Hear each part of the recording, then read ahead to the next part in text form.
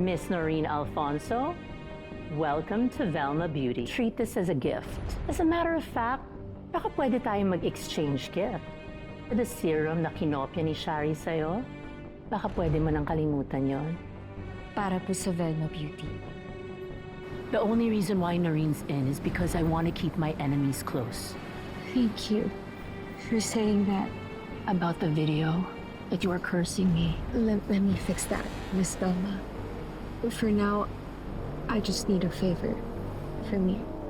We are one big, happy, fabulous, and growing family at Velma Beauty. Someone's coming in? Yes, a world-class, glowing star. Wait. Is it true that you two queens are feuding? They got me so frustrated. Thinking I can't make it.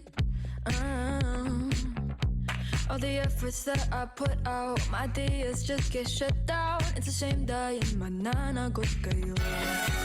Ganda din lahat. Tuwing oras ng pambagan, ang mundo ko'y kagandahan, baby. Gandahan, gandahan, gandahan, gandahan, gandahan, gandahan ang buhay. Ganda din lahat. Official na! Hindi na-cancel si Miss Shari De Jesus. Nagbati na sila ni? Of course, Miss Velma! Oh, don't be ridiculous. Queens don't fight over crowns. They share it with other queens. Oh, how very mothering. I love it!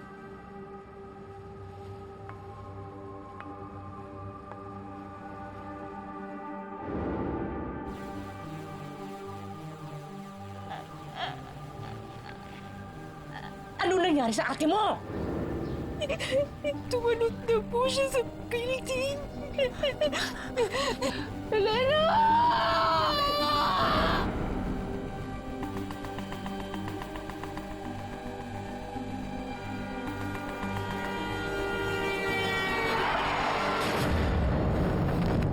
Nag-lead into post-traumatic dementia ang brain injury ng nanay mo. So, over time, you will notice some cognitive impairment dahil isa yun sa mga epekto ng condition niyo.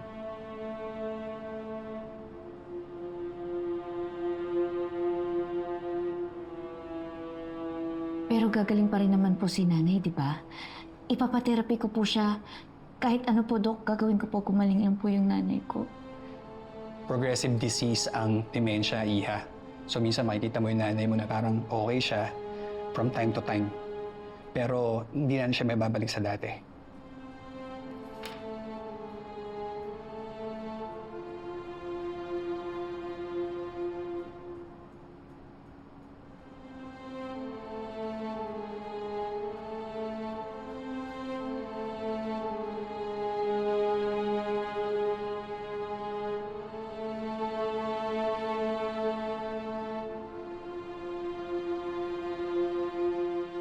Oh, yan ang galing niyo!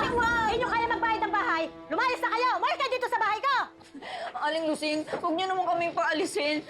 Magbabayad naman po kami ng upa eh. Magbabayad? Eh, ilang buwan na! Hindi pa po kasi kami nakakaahon. Hindi pa po okay si nanay eh. Problema ko ba ba yun? Lumayas kayo! Umalis kayo dito! Layas!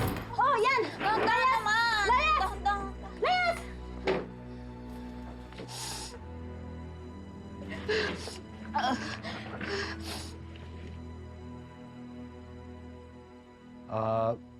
Miss Alfonso?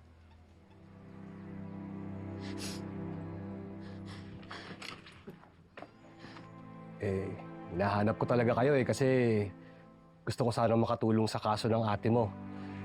Kaya lang,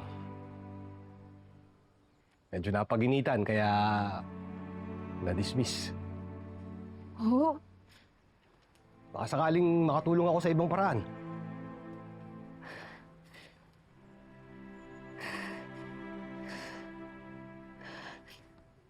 may alam na lang ho ba kayo murang matutuluyan? Okay lang ba sa'yo kung kwarto lang?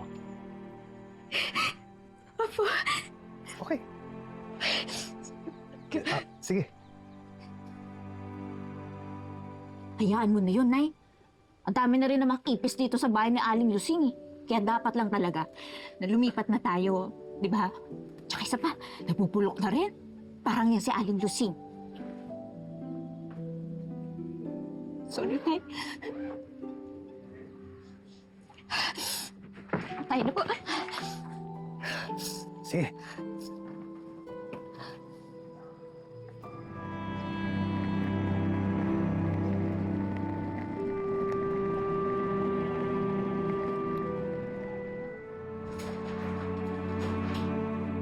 Pasok, pasok, pasok!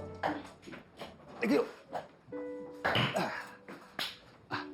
Pasensya na ha, maliit lang yung bahay namin pero maayos naman yung kwarto ron sa taas. Pwede kayo ron ni Aling Eva. Maraming salamat po talaga, ha. Huwag po kayo mag-alala. Sisipagan ko po talaga para makabawi ako agad sa inyo. Ako, ikaw naman o basta kung hanggat sanang kaya, ayos na yun, Norin, ha? Sige. Charing! Oh! Igoy! Ay! Kaya nga kayo!